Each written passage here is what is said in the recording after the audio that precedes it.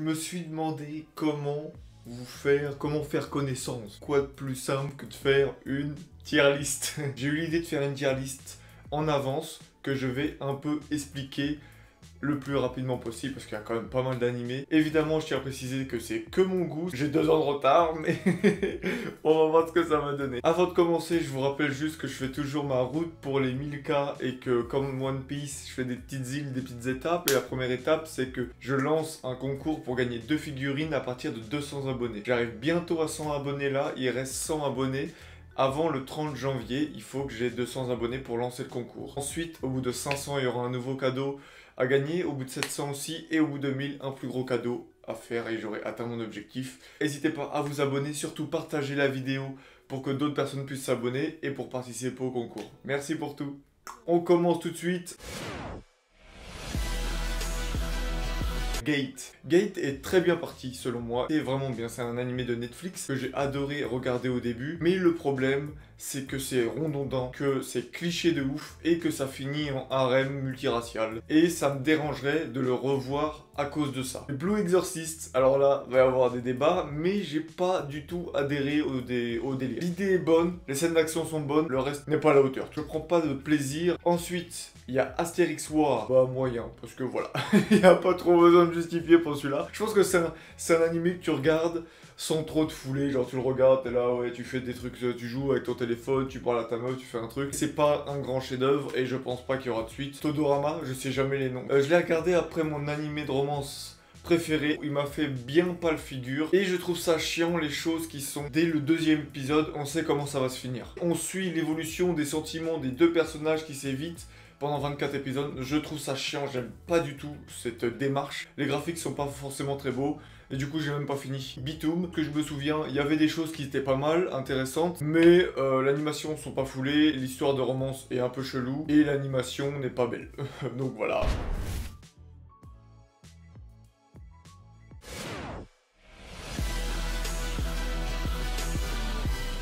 Là, je vais avoir des gros problèmes. Je commence avec Rising, enfin le héros bouclier là. Je comprends pas la hype qu'il y a eu à côté de cet anime. Bon, c'était pas non plus un Demon Slayer, mais tout le monde kiffait. Alors que c'est plus de la merde qu'autre chose. Ah, c'est pas non plus un shit tier, faut pas déconner. Moi, je comprends pas pourquoi les gens adorent. Quand je pense à la fin de la saison, ils annoncent une saison 2, une saison 3. Mais ouais, c'était pas ouf quoi, c'était pas ouf. Le seul truc positif c'était Raftalia et c'était au début. Mais après, l'animation elle est pas forcément très belle. L'histoire elle est vraiment chiante. J'étais vraiment surpris de pourquoi il y a eu tant de hype dessus. Et donc c'est pour ça que pour moi ça va gravement dans ses surcotés. Bah oui, bien sûr. Ensuite, Belzébuth. Belzébuth, le problème. Je comprends pourquoi les gens l'ont aimé. J'ai plus un problème scénaristiquement où en fait l'auteur ne sait pas se renouveler. Le personnage principal, il a le bébé, il veut s'en débarrasser. Et c'est ça tout le temps et on remet. À la fin d'une sorte de petit arc où il dit « Ah finalement j'aime bien ce bébé, je vais le garder ». Juste derrière, t'enchaînes avec « Il faut absolument que je m'en débarrasse ». Ça n'a pas de logique. Tu peux pas raconter une histoire sans aucune évolution. Et c'est ça qui m'a dérangé dans Belzébuth, c'est ce manque d'évolution. Je sais plus comment c'est le Black Butler. Ouais, Black Butler, je sais plus. Le truc du majordome. Je respecte rien. Pareil, moi ouais, c'est cool à regarder et tout, c'est très chiant en fait. Je pense que pour certains, c'est la nostalgie qui parle. J'ai regardé l'animé, j'étais... Allez, suivant.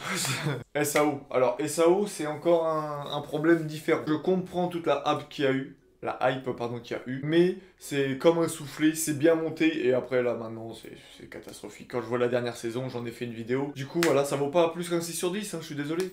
Ensuite, Death Note. Alors là... je vais avoir des gros problèmes. Mais le problème que j'ai avec Death Note, c'est vraiment pas ma came de partir sur une base réaliste, comme si c'était dans notre monde, et d'en faire un truc surréaliste. Moi, j'aime bien le côté où on est dans notre monde vraiment actuel, comme si ça pouvait nous arriver à nous. Il y a quelque chose d'un peu supernaturel qui arrive, donc en l'occurrence le livre et les dieux, les Shinigami, les dieux de la mort. Ok, ça je comprends. Mais le mec qui écrit, qui est ambidex, des trucs comme ça, qui passe son carnet pour retrouver la mémoire et tout, non. Un manga très bien écrit, mais je trouve que c'est facile de faire ça. Bientôt, il aurait envoyé le bouquin sur Mars pour qu'il le récupère après et pour qu'il prouve que c'est pas lui et tout. Quand t'as plus de limites, quand tu te fixes pas de limites, c'est facile de faire des trucs un peu extravagants, ça part dans tous les sens et tout. J'ai arrêté à la moitié. Tout le monde m'a dit que c'était moins bien et je suis content d'avoir arrêté là. Samurai Champloo, j'ai pas accroché. Je sais pas pourquoi, mais j'ai pas accroché. C'est cool à regarder, mais pas sans plus. Sans plus, comme tout le monde dit que c'est un truc de ouf, je trouvais ça un peu surcoté. Deadman Wonderland, c'est pareil, j'ai regardé le début. C'était de la merde, on next. Seven Deadly Sins, surcoté de ouf. La saison 1, elle est chiante. Oui, Escanor est badass si tu veux et tout. Franchement, j'ai pas du tout accroché au délire. Là, je me suis dit, il faudrait que je le revoie et tout, les 4 saisons. Non. Je vais pas revoir tout de suite. Goblin Slayer, alors c'est pareil, il y a une grosse hype parce qu'au début, t'as un gobelin qui viole une meuf et que t'as un mec qui dégomme des gobelins. Mais ensuite, toute la saison 1 est vide. Après les 4-5 premiers épisodes, t'as tout vu. Tout le reste, c'est du remplissage de saison. Je me demande comment tu peux faire une suite. Moi, personnellement, il y a un moment, c'est un peu long, tu vois. Et en plus, mettre des meufs à gros seins qui servent à rien. Bref, High School of the Dead, c'est du porno avec des zombies, quoi. Et comme c'est japonais, ils ont mis de la censure, mais sinon, c'est un bon scénario pour une porno japonais, je pense.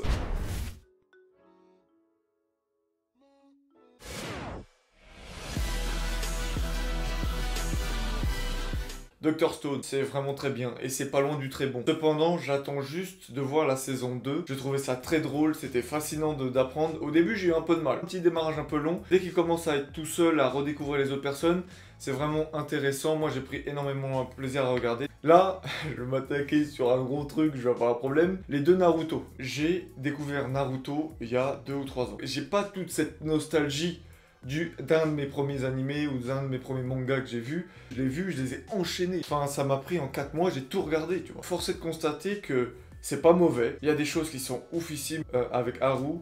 Que ce soit l'arc de Pain que j'ai kiffé, l'Akatsuki, il y a plein de choses clés. Mais dans tout ça, t'as aussi la Grande Guerre Ninja qui cache toute la fin de Naruto Shippuden. Le côté Susanoo avec...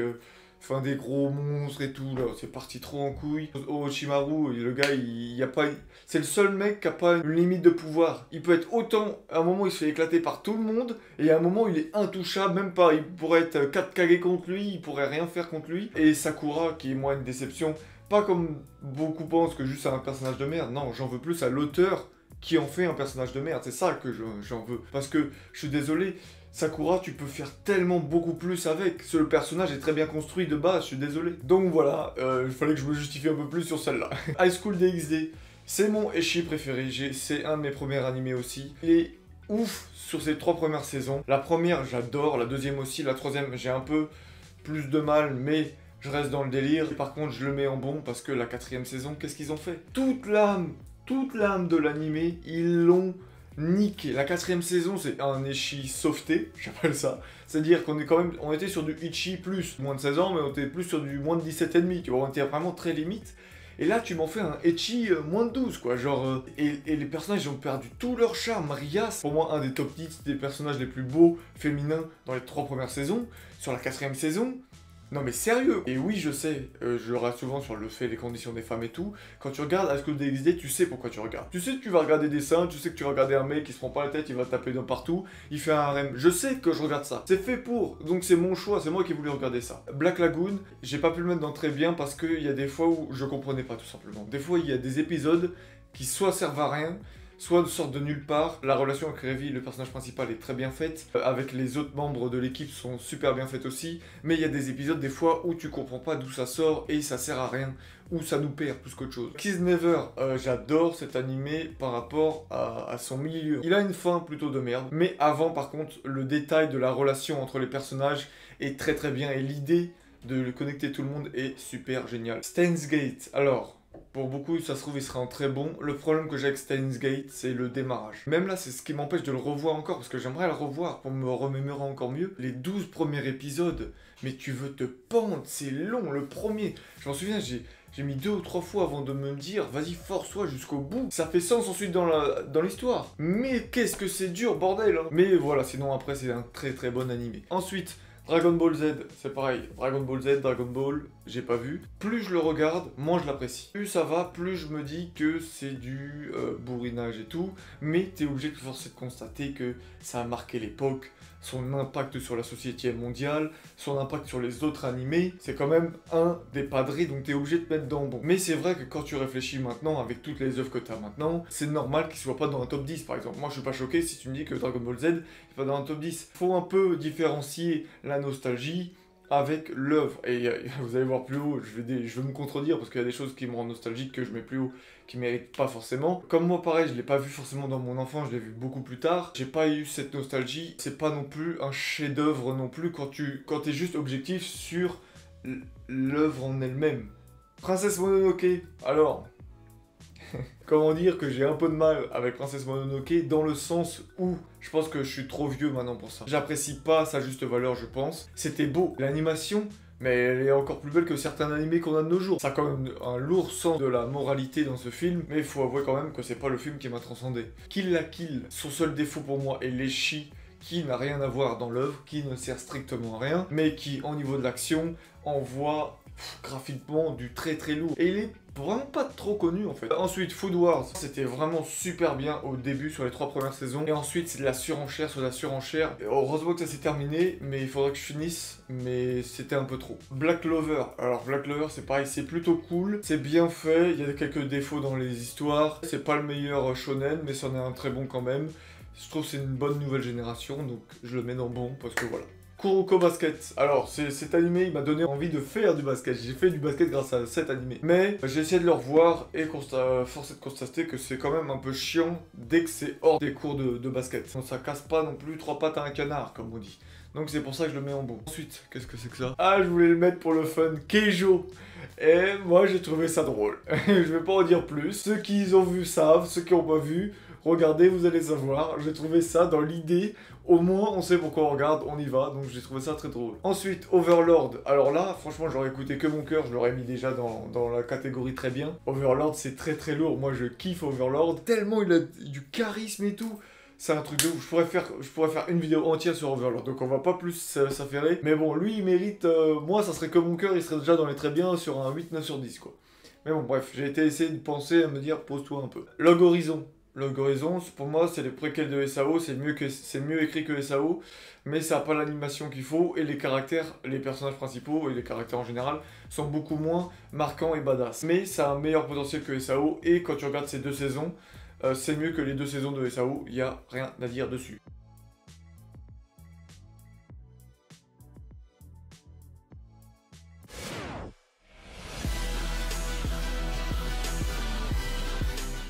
Afro Samouraï, j'ai même pas besoin d'expliquer. Regardez les films tout de suite parce que c'est ouf. Badass, doublé par Samuel L. Jackson, c'est un truc de ouf. C'est un truc de ouf. On enchaîne. Hunter x Hunter, bah évidemment Hunter x Hunter. Y a même pas besoin de dire, on enchaîne. Full Metal Alchemist, ah si, là je veux dire un truc. Pour beaucoup, c'est vraiment, il aurait été en top tier, genre 10 sur 10. Pour moi, je l'ai vu cette année, mais je pense que le fait qu'il soit en top sur 10 pour beaucoup, c'est la nostalgie qui parle quand ils regardaient ça dans leur enfance. Oui, l'histoire est ouf. Oui, les moralités abordées sont oufissimes, les caractères sont géniaux, mais il y a quand même quelques défauts. Franchement, le boss final, moi, j'ai pas énormément pris plaisir. L'échelle des puissances est très très très chelou. Je comprends pas comment Scar, il arrive, il nique des gens, il y a 2 vs 1, c'est lui encore qui s'en sort, et à la fin, juste sans entraînement quelconque, t'as un combat contre un des 2 frères, et ils font du kiff-kiff, quoi. Ensuite, Bleach, parce que pour moi, c'est le meilleur de sa génération par rapport à un arc. Genre, c'est le meilleur arc pour moi des shonen, c'est l'arc Sauvetage Rukia, j'adore, et sa conclusion avec Aizen. Les arcs-là sont oufissimes à mes yeux, je prenais des claques de partout. Damnashi, je fais plein de vidéos dessus. Regardez mes reviews, vous allez comprendre pourquoi j'aime Damnashi. Re-Life, alors là on commence à arriver sur les romances que je kiffe. Mes genres préférés c'est les romances. C'est quelque chose qui parle pour les gens qui ont actuellement mon âge. Entre 20 et 23 ans, si tu ratais un peu ta vie, si tu voulais recommencer un peu à zéro. Très peu de gens savent, mais cet animé c'est fini.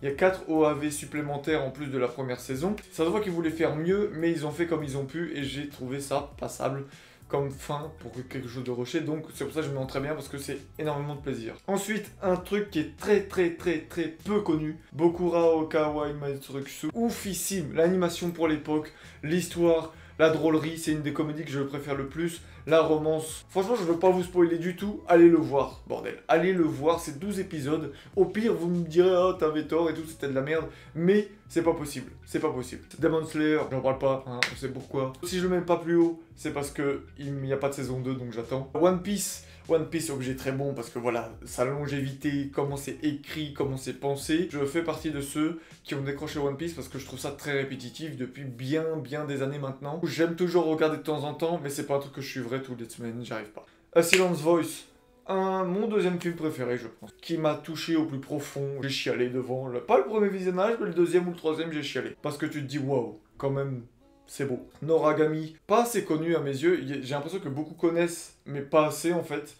Oufissime aussi, rien à dire de plus, regardez absolument. My Hero Academia, pour moi, le meilleur shonen de ces dernières années, c'est My Hero Academia. C'est mon coup de cœur, vraiment, c'est dans mon top 3 des animés. Je comprends pas comment les gens peuvent dire que c'est pas suffisant, que c'est pas forcément bien, ou qu'ils vont me dire que Fire Force de Dr. Stone, c'est meilleur que My Hero Academia. Si tu prends les 4 saisons de One Piece, les 4 saisons de Naruto, les 4 saisons de My Hero Academia au début, moi je regarde My Hero Academia tous les jours. Tous les jours. Le truc Shishiya, Buta, Yaro, ce truc comme ça, avec la meuf en lapin. Ouf, c'est la meilleure romance de 2019. Et très peu de gens savent aussi que la fin, elle est sortie en film. Et la fin, elle suit parfaitement bien à la logique de la première saison.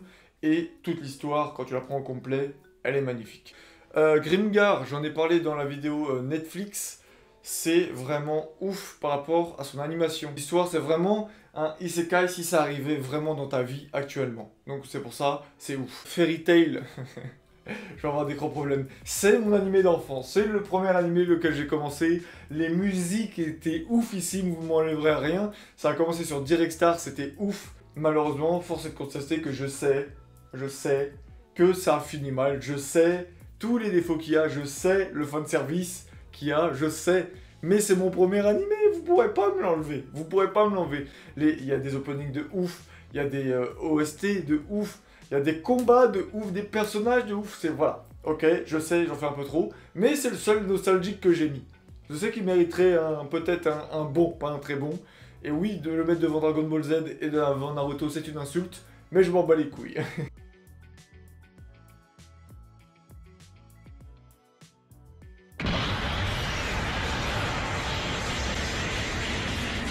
Je commence avec l'Attaque des Titans, je fais des revues aussi dessus, je vais pas vous en dire plus, parce que c'est logique. Ensuite, mon film préféré, I Want to Eat Your Pancreas. Je vous en parlerai à ma copine qui a chialé comme une merde. L'animé pour moi était ouf, et l'histoire est voilà, super réussie. Ensuite, Gangsta, faut avoir regardé, parce que c'est un truc qui te prend, qui te met une grosse baffe et c'est terminé. Voilà, c'est terminé, c'est bon. T'as rien dans le style de Gangsta. Et tu prends un plaisir de ouf et ça s'arrête pile au mauvais moment. Et j'espère qu'un jour, Inch'Allah, en 2030, on aura une suite. Grand Blue, je sais qu'il n'y a qu'une saison. Je suis pas objectif par rapport, par exemple, à Demon Slayer où je dis qu'il n'y a qu'une saison. Le meilleur animé comédie, à mes yeux, qui est jamais sorti actuellement, que je peux pas faire autrement. Et pour terminer, mon animé préféré, Origairu, Snafu comme vous voulez, le meilleur animé de romance jamais sorti ever. J'adore cet animé, sur sa construction, sur les personnages, sur tout ce que vous voulez, mais j'adore tout. Ça sert à rien, je lui mets 10 sur 10 sur tout. C'est le top du top du top, c'est le numéro 1 pour moi. Pour que tu le détrônes, va falloir y aller. Même l'Attaque des Titans, elle arrivera pas parce que j'adore tellement les romances et que cette romance est tellement construite intelligemment que c'est pas possible. Ça s'est terminé cette année en plus. Oh là là, j'étais tellement triste, Donc voilà, c'était ma tier list, j'ai un peu rushé sur la fin, désolé. Je suis grave fatigué là, j'ai parlé au moins une demi-heure, et le montage, je vais galérer. Je vous dis merci pour tout, je vous dis à la prochaine. J'espère que ça vous a plu, que vous en connaissez un peu plus sur moi. Dites-moi dans les commentaires ce que vous pensez de ma tier list. N'oubliez pas de vous abonner, de laisser un j'aime, de partager ma vidéo. À la prochaine.